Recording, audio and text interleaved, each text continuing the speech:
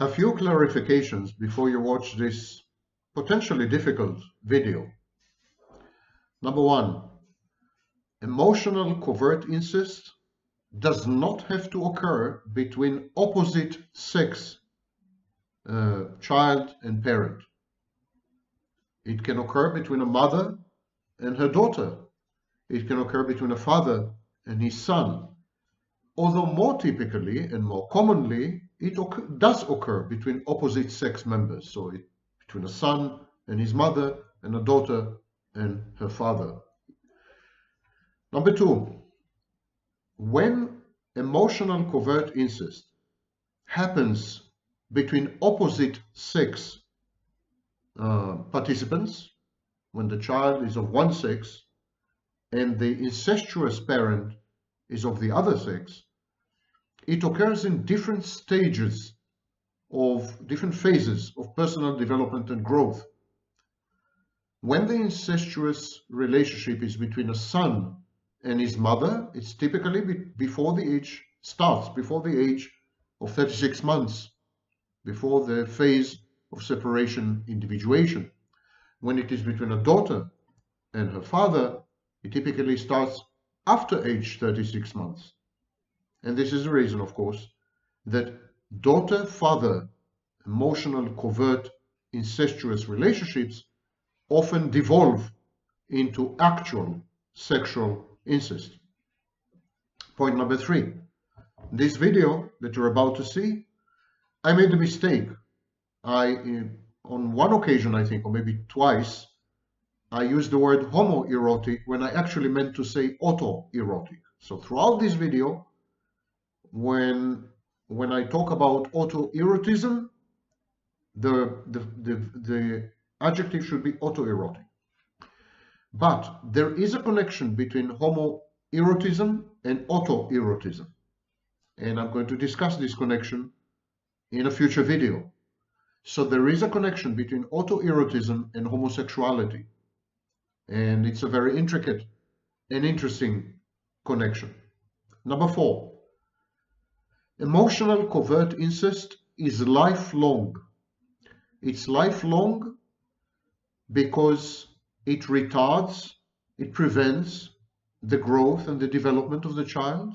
It hinders the separation individuation phase.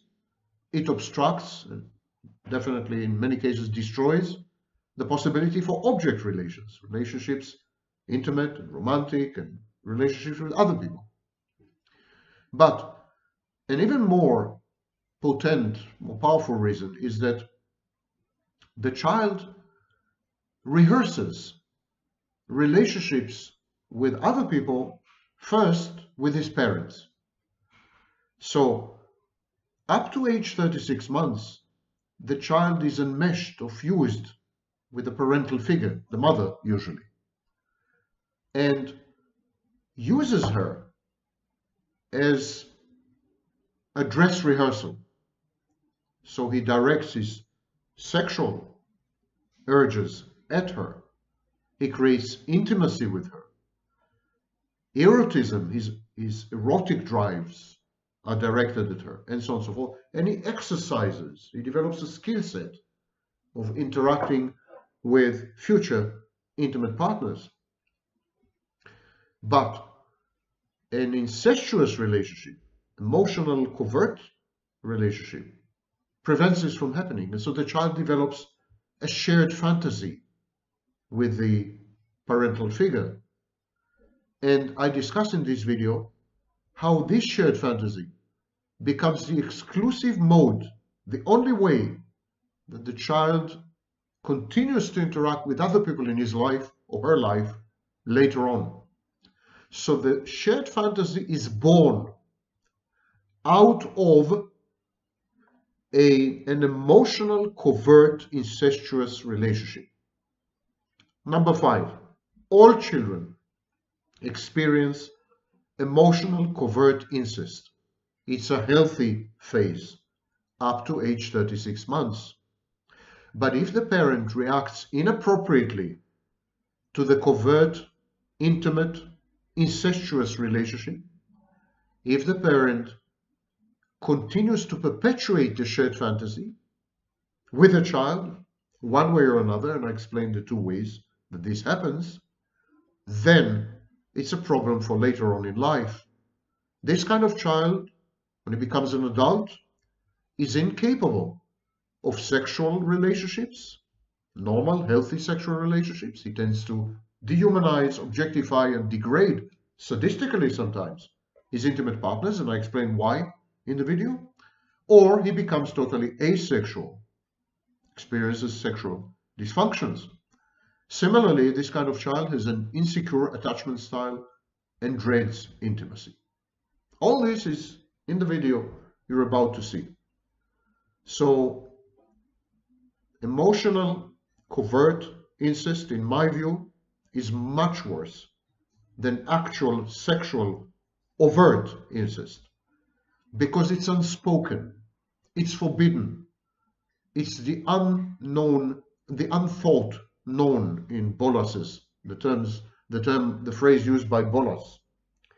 It's something that's in the air, it's atmospheric, it's a hidden text, it's a palimpsest, and the child is disoriented, confused, there's role confusion, and this carries on into later life.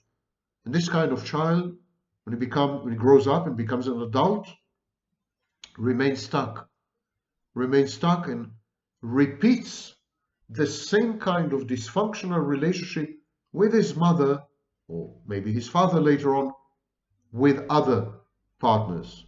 And this is known as repetition compulsion. Emotional covert incest. Have fun. Mama's boy, daddy's girl. There's a good chance that we are dealing with an instance of covert or emotional incest, which is the topic of today's non-sprawling video. My name is Sam Baknin and I'm the author of Malignant Self-Love, Narcissism Revisited. I'm also a former visiting professor of psychology in Southern Federal University in Russia. I am currently on the faculty of SIAPS, Commonwealth Institute for Advanced Professional Studies, which is the way I like it. Covert emotional incest. Covert emotional incest was first described by Kenneth Adams. He described the victims of covert or emotional incest as angry, guilty. They feel guilty towards their parents. They have problems with self-esteem, addiction, especially substance abuse, and problems with sexual and emotional intimacy, which is a delicate way of saying that they are incapable of sexual and emotional intimacy. Alcoholism and other substance addictions are also associated with the occurrence of covert or emotional incest. So, to summarize this segment, covert emotional incest is not a good thing. I hope you got that message. Now, covert or emotional incest is a part of a larger phenomenon known as parentifying, or the word that I coined, adultifying. It's also known as the Atlas personality. When the child is forced to behave as an adult, as a parent, when the child is denied the possibility of acting in an age-appropriate manner, when the child is penalized, whenever the child tries to express his or her needs. So this leads to a situation of parentifying or adultifying, when the child actually acts as his mother's father or his father's mother, or some combination where the child is the parent and the parents are the children.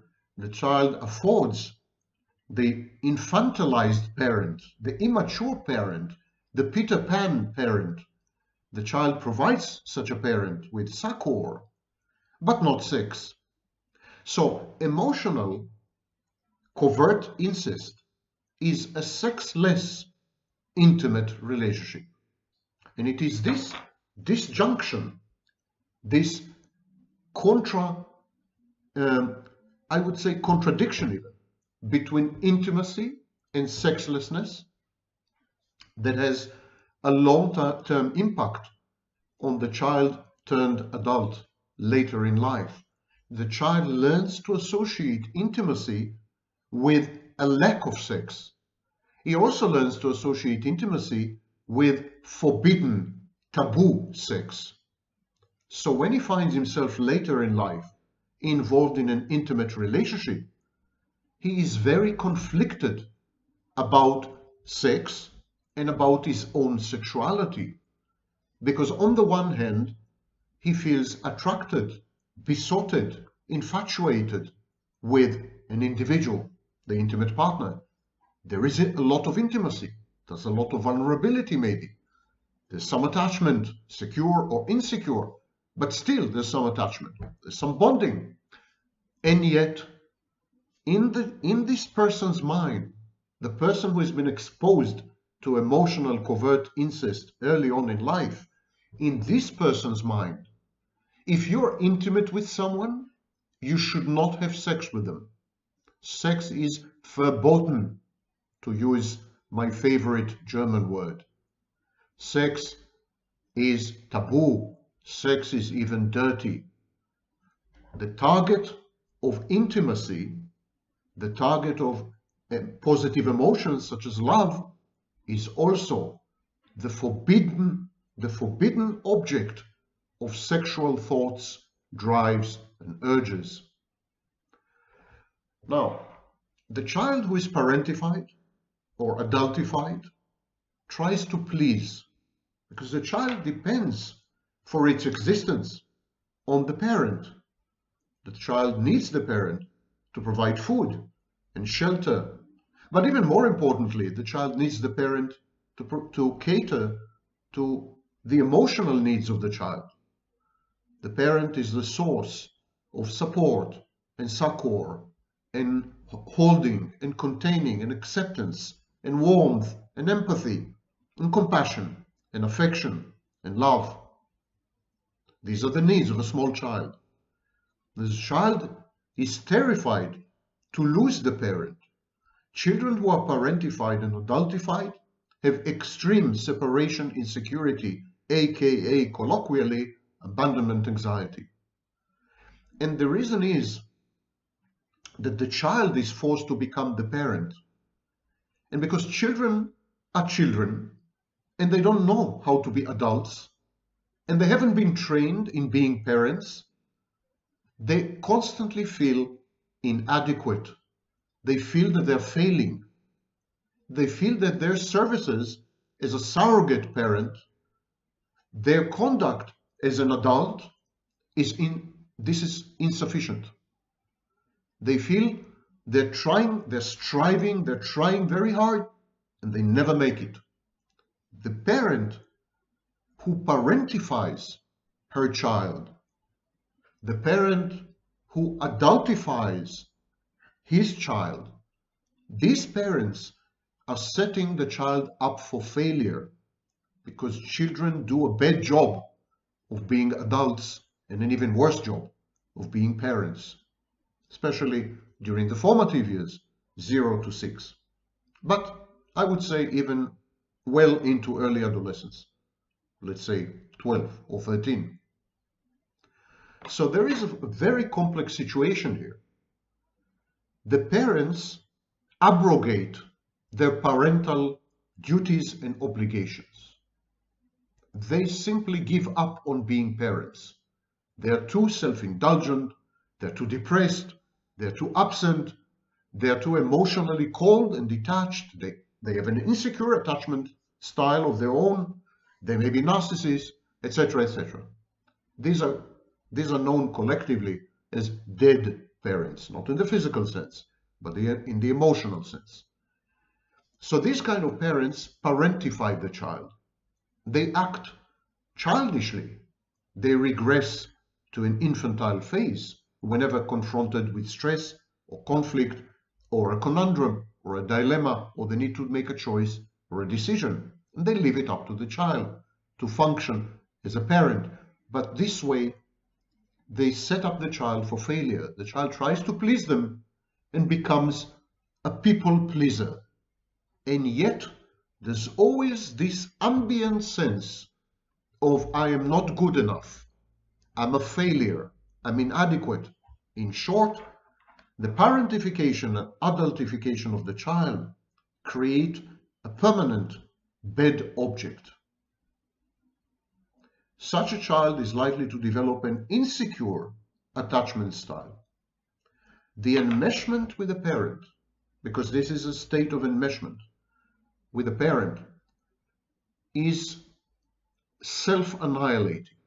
The child annihilates itself, negates itself, minimizes itself in order to cater to the overt and implicit requirements and expectations and needs of the parent. And of course, in such a situation, the intimacy is extreme and growing all the time. There are no boundaries. We'll talk about it a bit later. There are no boundaries, so the child doesn't know what is appropriate and inappropriate, where to start and where to stop, how far to go and where to put its foot down and say no. Similarly, the parent is at a loss. This is terra incognita. This is a continent which both parent and child are exploring. And the parentifying parent, the parent who adultifies the child, is herself a child. So she's incapable of exercising adult judgment and evaluation or estimation of the situation. She's incapable of establishing and then enforcing boundaries. These are two children, in effect. The intimacy in such a relationship is romantic intimacy. It is the intimacy common among boyfriend and girlfriend, or more likely, two spouses. And of course, it was Freud who first noticed this process. He called it the Oedipus complex. Jung later described a similar process in girls and called it the Electra complex. So the Oedipus and Electra complexes are situations where the child develops extreme intimacy with a parent of the opposite sex, and this intimacy translates in the child mind into eroticism, and into sexuality. So the intimacy acquires sexual and erotic hues and overtones. That's the Oedipus and Electra complex. The Oedipus and Electra complexes actually have two etiologies, two processes of causation. One was discovered by Freud and Jung, and one hasn't been. Freud and Jung have identified only one of these etiological processes, of these pathoetiologies. They described competition with the same-sex parent for the love and attention of the other sex parent. So the boy competes with his father for his mother's love. The girl competes with her mother for her father's love. It's a process of competition. But actually, there is even more compelling source of these complexes. Until the age of 36 months, the infant is genderless and pansexual. There's no sexual differentiation. There are no sexual preferences or orientations, and there's no gender. Consequently, infants, definitely into age 24 months, are autoerotic. They're attracted to themselves as sexual objects. They're incapable of redirecting the sex drive, the eros, part of the libido. They're incapable of redirecting eros at other people. They're not capable of object relations. So they have narcissistic libido. They are attracted to themselves as sexual objects.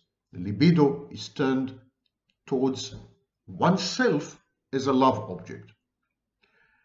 But remember, on the one hand, The infant, again, up to age 36 months, is sexually attracted to itself, is infatuated with itself. Its libido and eros are directed at itself. But at the same time, it is merged and fused with the mother throughout this period, what used to be known as the symbiotic phase or symbiosis. So, even as the child is sexually attracted to itself, even as the child develops intimacy with itself as the primary object, as a primordial object, he also regards himself as mother, because there's no distinction between himself and mother. Mother and the baby are one. So when the baby is attracted to himself, he is also attracted to mother, because he is one with mother. When the baby is infatuated with herself, she is also infatuated with mother, because she is one with mother. Later on, this is transferred to father. So the narcissistic libido cathexes the child, but at the same time cathexes the parents, or at least the mother, until age 36 months. It is only when the child begins to separate from mother, only when he begins to separate, that he transfers his libido from himself and from her as his extension to other people. So this is very important to understand, that emotional incest or covert incest is an inevitable stage, an universal stage in early childhood development. It is not the exception, it's the rule.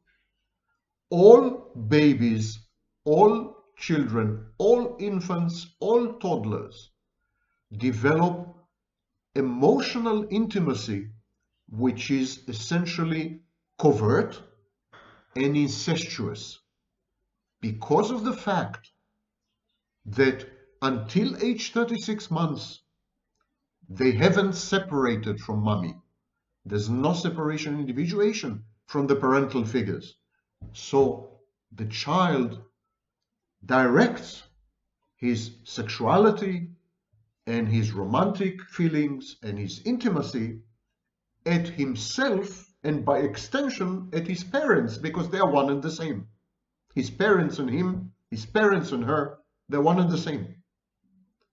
So emotional covert incest is not only an inevitable universal phase in human development, it's also very healthy. It's very healthy because it allows the child to exercise, to rehearse relationships with other people, with third parties, with objects who are not mother, who are not father. So the child develops a skill set of interacting with other people romantically and sexually by exercising or rehearsing safely with a secure base with mommy and a bit later with daddy. So emotional covert incest as a pathology is very similar to the etiology of narcissism. Until age 36 months, everyone is a narcissist, and this is what we know as healthy narcissism. It's the narcissism that later in life allows us to regulate our sense of self-worth, to acquire and modulate self-esteem and self-confidence, and to take on the world. Until age 36 months. If we remain stuck in this phase, when as adults, then we have secondary or pathological narcissism. It's the same with emotional incest. Everyone experiences emotional incest. It's a rehearsal, it's a dress rehearsal for later life relationships. But if we remain stuck at this phase, then we have a problem. then we have a pathology, because emotional incest, covert incest, prevents separation, individuation. When the child acts as the mother's husband, when the child acts as the father's girlfriend, the child is unable to separate from mother. Separation, individuation is disrupted because the child's needs are ignored and suppressed. The parent's emotional needs, immature emotional needs, predominate. There are no boundaries. The parent is possessive and romantically jealous. This kind of parent, much later in life, is likely to convey the messages, no one is good enough for you, my child, and no one will ever be as good to you as I am and have been. So the immature, infantilized parent, the dead parent, the selfish or self-indulgent parent, prevents separation, individuation, does not allow the child to separate from her and to become an individual, because she wants to keep the child as her husband or his girlfriend forever. This kind of mother has a spousal relationship with the child for life. And this kind of father has an incestuous, romanticized, and inappropriately intimate relationship with his daughter, also for life. And these bonds of enmeshment and merger and fusion, and this need to act as the mother's husband or the father's wife, this need imposes on the child obligations and duties, even if only implicitly. The child grows up and says to himself, I cannot abandon mother. She is no one else but me. I am the man in her life. I should support her. I should advise her. I should protect her. I should cater to all her needs, emotional, financial, etc. Similarly, a daughter who has been exposed to emotional, covert incest, a lack of boundaries, parentification, adultification, a daughter who has been treated by her father as a substitute wife or substitute girlfriend.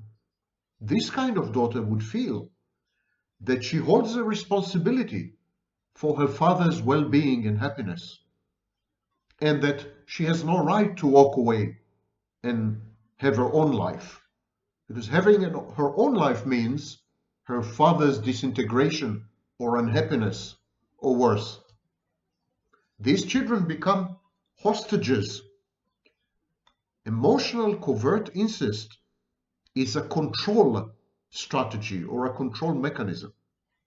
It allows the parents who are insecure, parents who are codependent, parents who are selfish and exploitative, it allows these parents to blackmail their children into a constant presence, to prevent the child from venturing out into the world and exploring relationships with other people.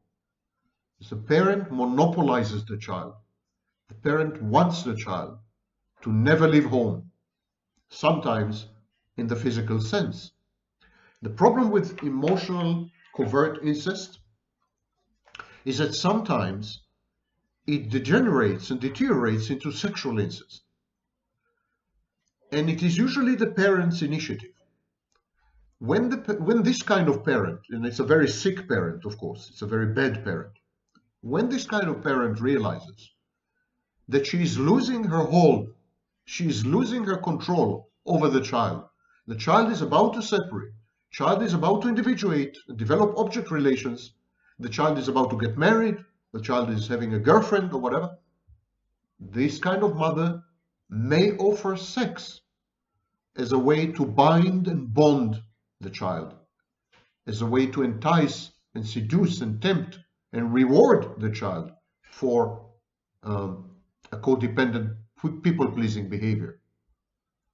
So, sex is the ultimate weapon in the arsenal of emotionally incestuous parents.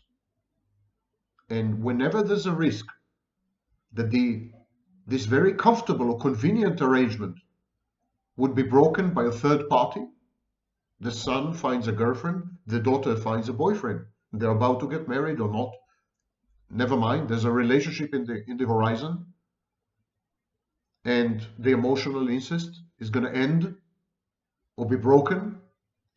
Some parents of this kind would revert to sex as a drug, as a way to keep the child around.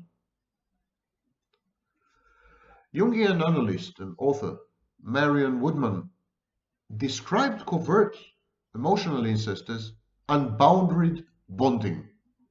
The parent or parents use the child as a mirror to support their needs rather than mirroring the child to support the child's emotional development and needs. So it's reverse mirroring. I deal with mirroring in two of my videos recently, and you may wish to watch them. So here we are. There's a parent who is immature, childlike or childish, selfish, self-indulgent, entitled, sometimes depressed, has a bad relationship with her intimate partner, and she converts her child into her new husband. The child is supposed to cater to her needs, look after her, protect her, listen to her when she needs support and succor, give advice. She can cry on his shoulder, hugs, etc., etc. If she has a bit of conscience, this will not become a sexual type of incest. But incest, it is all the same, as we will see momentarily. I mentioned homoerotism. Narcissists and other mental health disorders where homoerotism is dominant or prevalent. But let's focus on narcissism for a minute. Narcissism is the pathological outcome of the inability to separate from a maternal figure, from a mother, and to individuate. That much is established in vast amount of literature. But why the homoerotism? One reason for the homoerotism I've explained. The child is enmeshed symbiotically with the mother or later with the father. And so when the child directs its sexuality inwards, when the child at an early stage of development is the love object of itself, when the child falls in love with itself, is sexually attracted to itself, automatically he is also sexually attracted to mother because he is one with mother, or she is sexually attracted to father because she is one with father. The process of symbiosis, merger, fusion, and so on ensures the inappropriateness of sex drives and urges, romantic involvement, and intimacy. Now, until age 36 months, there's no harm done. It's just a way for the child to rehearse and exercise and develop skills when it comes to future relationships. But if it continues beyond 36 months, we're in trouble because the child hasn't separated, hasn't individuated, is still enmeshed, is still merged and fused with the mother, and therefore is sexually cathected, romantically invested, and inappropriately intimate with the mother. So this is one source of autoerotism. I'm sorry. But there's another reason for autoerotism, and it has to do with the forbidden object. In emotional and covert incest, the child is having object relations with a forbidden object. It's taboo to have sex with mother.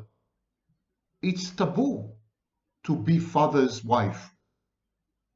So there is an element of forbidden in emotional covert incest, and that's why we call it incest. Autoerotism develops or emerges as a solution. The child says, I cannot have sex with mommy. It's not okay. It's taboo. The daughter says, I will go that far with daddy, but I won't cross a certain boundary. It's taboo. But on the other hand, I cannot betray mommy by having a girlfriend. I cannot betray mother by getting married. I cannot betray mother by being sexually attracted to my classmates. On the other hand, I cannot betray father by having a boyfriend. I cannot betray father by getting married to a man. I cannot betray father by looking at boys in a certain way. There's a sense of betrayal. So the child says, I cannot have sex with mother or father. I cannot be romantically involved with mother or father. My intimacy with mother or father is probably not okay. There's some taboo element, some forbidden component, and the messaging from society is such that it's clear that something's wrong. So what I'm going to do, I'm going to not cross certain boundaries. For example, I'm going to not have sex with mother. I'm going to not have sex with father, but I'm also going to avoid having sex with anyone else because I don't want to betray mother, because I don't want to betray father. I'm not going to have a relationship with anyone because if I have a relationship with anyone, it's like abandoning mother. It's like abandoning father. And I'm never going to do that. I'm never going to do that because the well-being and happiness and life, prolonged life, longevity of my father and mother depend on me. My intimacy, my romantic emotions, feelings, our interactions as spouses, me and my mother, me and my father, these keep my mother and father alive, functioning and smiling. I can't betray them. I can't stab them in the back. I can't do this to them. I can't find a substitute to mother. I can't go with someone who will replace father. No way. So instead, what I'm going to do, I'm going to fall in love with myself. I'm going to be sexually attracted to myself. Autoerotism is the solution. I can have a relationship. I can be sexually attracted. I can even have sex, but with myself. And this way, I'm not betraying mommy. I'm not stabbing daddy in the back. I'm not abrogating my responsibilities. I'm fulfilling my duties and obligations as a good son or a good daughter.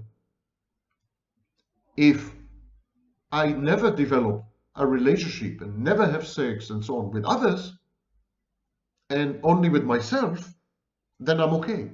Autoerotism is a defense against a deep-set sense of guilt.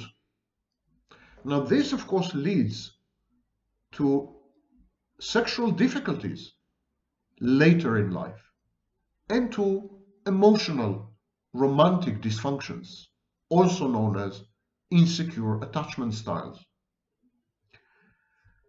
I said that a parentified, adultified child who has experienced or is in the throes of emotional covert incest. And let it be clear that emotional covert incest is lifelong. It's not limited to the first years of life. It's a lifelong thing. The mother who has been enmeshed and entangled in an incestuous covert relationship with her son will pursue this relationship to her dying day and will prevent the son from separating, individuating, develop appropriate relationships with other women, getting married, having a family, and so on. And if he does any of these things, she will try to undermine and sabotage it to the best of her ability. blackmail the child, extort the child, threaten the child, and so on. So all this causes difficulties, as I said. In the sexual, as far as sex is concerned, this kind of children turned adults, this kind of people, they need to objectify and dehumanize their intimate partners. Why? In order to have sex, they need to regard their partners as inhuman, as pieces of meat, as object, as sex dolls, as masturbatory dildos, anything but human beings. Why is that? Because if you owe exclusivity and allegiance to mommy, to your mother, and you are having sex with a woman you love, a woman you see as a full-fledged person, then you are betraying mother. You're cheating on mother. It's simply cheating. It's infidelity. But if you're having sex with an object, the equivalent of a sex worker, a prostitute, if you're having sex with a dehumanized, objectified body of a woman, there is no betrayal here, because your relationship with mommy is an emotional incest. There's no sex there. It's covert incest. It's not open among the bed sheets. So, if you're having sex with a non-human, with a sex doll, then your mother won't feel bad. She won't be able to castigate you and criticize you and chastise you and berate you. She won't be able to complain because you're not having sex. You're not having sex with another woman. You're not getting emotionally attached to another woman. You're not betraying your mother emotionally. If you're having an emotionally incestuous relationship with your mother and you're having no emotions with any other woman, then there's no infidelity here. So this kind of parentified children who have undergone or are still undergoing emotional incest tend to render their partners non-human. They defeminize women, they emasculate men, they objectify, they dehumanize, they have sadistic, punitive sex, and so on and so forth. But some of these parentified, emotionally children who've been subject to emotional incest simply become emotionally sexually dysfunctional, erectile dysfunction, or they revert to asexuality. They're not sexually active. They remain virgins for life, or they have very scarce or rare sex, or they have sex with sex workers. They pay for it. So, autoerotism and sexual dysfunction are an attempt to square the circle. I'm going to have sex, but I'm going to have sex with myself. I'm going to treat myself as a love or sexual object. Or I'm going to have sex, but I'm going to have sex with non-humans, with pieces of meat, with sex dolls. I'm going to dehumanize and objectify and treat sadistically my partners. And I'm not going to get attached emotionally, because that would be betrayal. That would be betraying the parent, betraying the mother, betraying the father. I'm not going to do this. I'm not going to do this because I love them, I want them to be happy, and I want them to live long. And they keep informing me, they keep signaling, they keep telling me that without my intimacy, without my romantic attachment, without my functioning as a spouse, they would die. So you're beginning to see that emotional or covert incest is the primordial and prototypical shared fantasy. The narcissist, for example, develops a shared fantasy first and foremost with his mother of origin, with his biological mother. It's a fantasy that has very strong incestuous overtones and undertones. It's covert, but it's clearly inappropriate and forbidden and taboo in many respects. It is when the mother rejects the child within this shared fantasy that narcissism is born. Narcissism is when the child forms, like any child. Remember, it's a universal phase. It's the rule. When the child forms symbiosis with mother, merges with her, fuses with her, gets enmeshed with her, until age 24 to 36 months.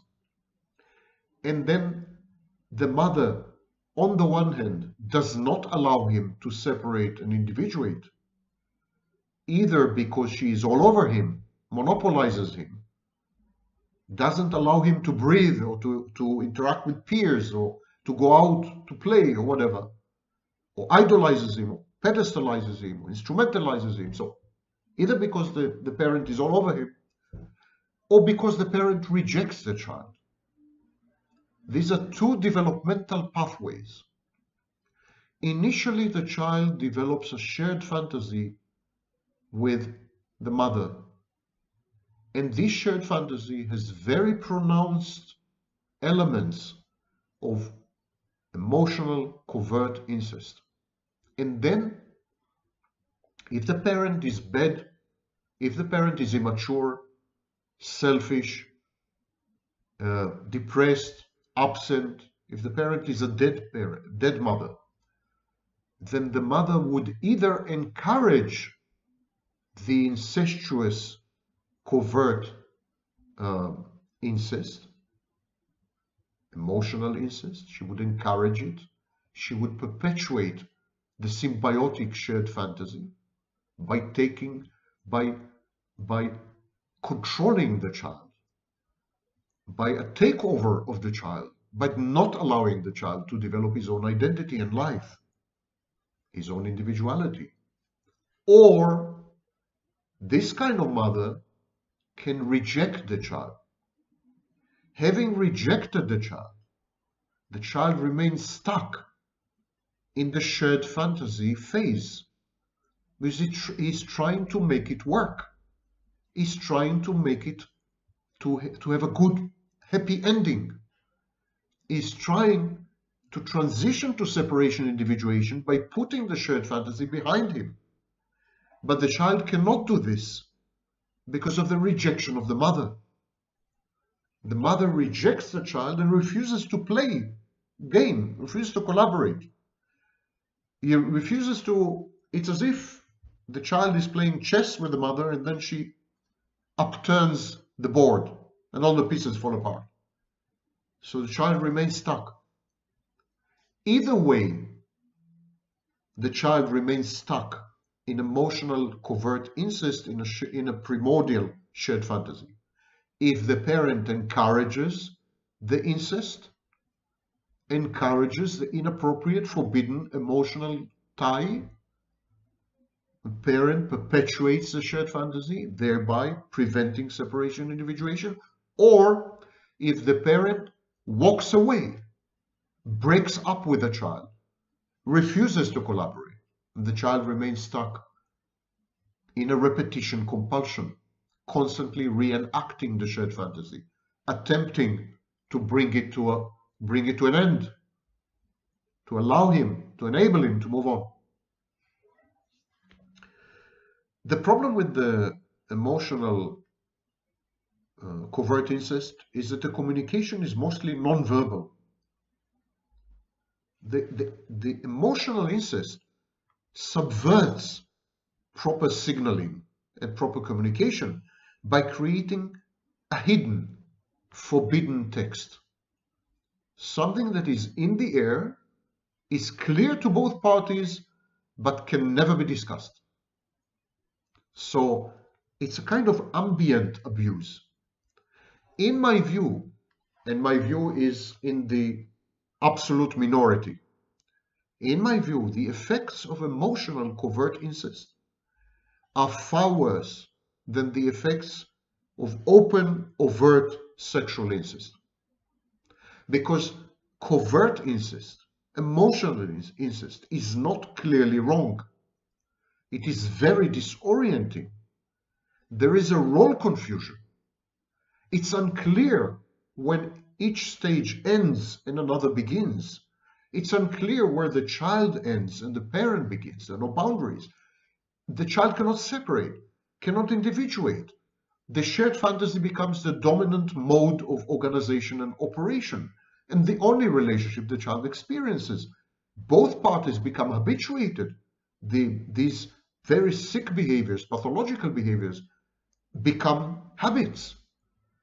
And as I said, they cause enormous damage to sexual functioning, to intimacy, capacity for intimacy, to attachment, to bonding, to going on with life, creating a family, having children, having a boyfriend, having a girlfriend.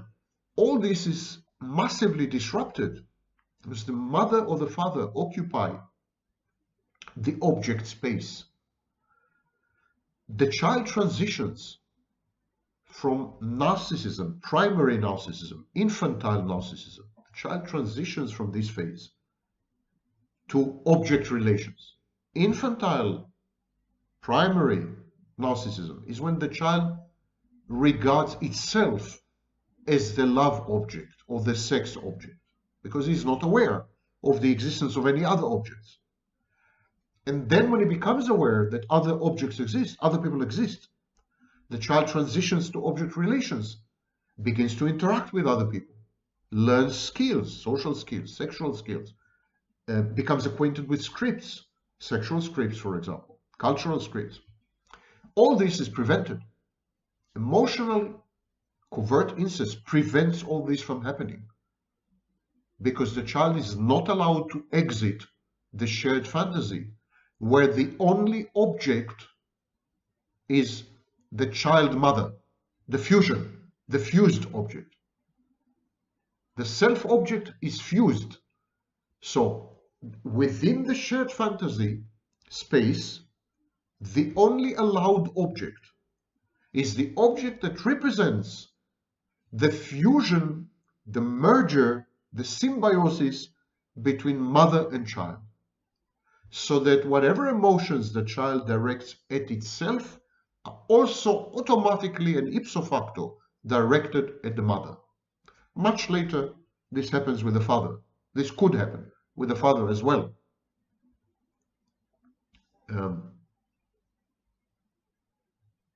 Emotional covert incest is different between men and women because the mother plays almost an exclusive role in personal growth and development until age 36 months.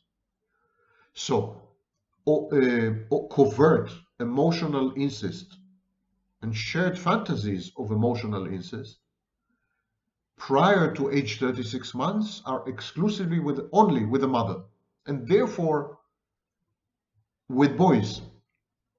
So, boy children, male children, are likely to develop emotional covert incest with the mother prior to age 36 months, and female children, girls, are likely to develop covert emotional incest with the father after age 36 months. And that is precisely why sexual incest is much more common with girls than with boys, because they enter a shared fantasy of emotional incest much later in life, and it continues well into adolescence where they are ripe for sex.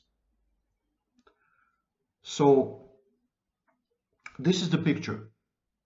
You see the intimate, no pun intended, connections between the narcissist shared fantasy and emotional covert incest. We can generalize and say that the narcissist shared fantasy is actually a reenactment of the covert emotional incest with his mother. He chooses an intimate partner, he converts her into a maternal figure, and then he develops an incestuous relationship with her. This leads in many cases to asexuality, sexlessness, because you can't have sex with your mother, on the one hand, and on the other hand, in a desperate attempt to not betray the original mother by having sex or falling in love with another woman, the narcissist abuses his intimate partner, sexually and emotionally, as a way to distance himself from any possibility of betrayal. He says, it's like he's saying to his mother, he's signaling to his mother, you see, I haven't betrayed you. I'm treating her badly. I'm treating my wife, I'm treating my girlfriend badly. I'm not having sex with her. Or when I'm having sex with her, it's sadistic and objectifying and dehumanizing and degrading. And I definitely don't have any emotions involved. So don't worry. Don't worry. You're my first and only love. That's the message. That's the hidden, occult message. And of course, this creates a lot of ambivalence in the child. These children grow up to love the mother in a very, very sick, dependent way. It's not really love, as I said, it's enmeshment. And on the other hand, to hate the mother. Because somewhere deep inside, these children, as they grow up, realize that mother is holding them back. Mother is not allowing them to become. Mother is decimating their potential. Mother is killing them and then mummifying them, the same way the guy in Psycho, Norman Bates, did to his mother. And there's a lot of anger, helplessness, hopelessness, and rage, because it's very frustrating to not be allowed to separate and become you. And it is a narcissist's hope that in the next shared fantasy, he will succeed. He will separate. He will individuate. And he will say goodbye to all maternal figures, the original one and all the substitutes thereafter. And of course, it never works. It never works because emotional covert incest never stops. Even after the parent dies, it never stops. It's a lifelong affliction. It paints the world and frames it in a highly specific way, and it prevents the parentified, adultified child who is forced to play the spouse, prevents him from or her from actually being a spouse to someone else.